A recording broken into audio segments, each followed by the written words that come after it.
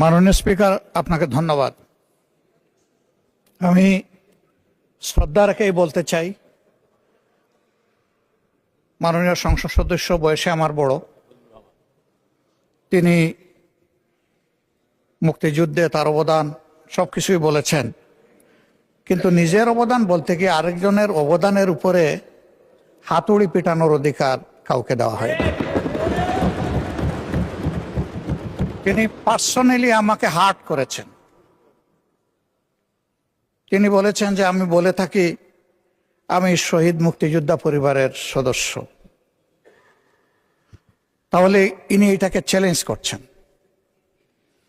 2 নম্বর, উনি বলেছেন কোন মুক্তিযোদ্ধা কিংবা শহীদ মুক্তিযোদ্ধা পরিবারের কেউ জামাত ইসলামী করতে পারে না। তাহলে উনাকে জিজ্ঞেস করে করা লাগবে? এটি আমার নাগরিক অধিকার। আমি কোন দল করব, কোন আদর্শ আমি অনুসরণ করব, এর উপর হস্তক্ষেপ করার ন্যূনতম কোনো অধিকার রাষ্ট্র কিংবা সংবিধান কাউকে দেয়নি। আমি এটা তীব্র নিন্দা জানাই। আমার আইডেন্টিটি নিয়ে প্রশ্ন করা হয়েছে, এটা গুরুতর অপরাধ করেছেন উনি। আবার আমার আদর্শ সিলেকশনের ব্যাপারে উনি কথা বলেছেন, এটা বাড়তি অপরাধ করেছেন। আমি অনুরোধ করব মাননীয় স্পিকার, তার এই অসংসদীয় অংশটা এখান থেকে যেন এক্সপাঞ্জ করা হয়। শেষে গিয়ে উনি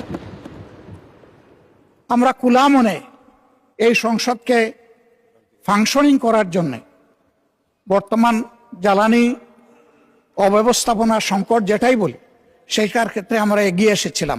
খোলা মনে কথা বলেছি, নোটিশ নিয়ে আলোচনা হয়েছে এবং পরের দিন এসে মাননীয় প্রধানমন্ত্রী একটা প্রস্তাব দিয়েছে, আমরা সাথে সাথে এটা গ্রহণ করেছি। তিনি এইটাকে শেষ পর্যন্ত কনক্লুশন টানলেন কি দিয়ে? হ্যাঁ, যার মগজ যেরকম তার কনক্লুশন হবে সেটা।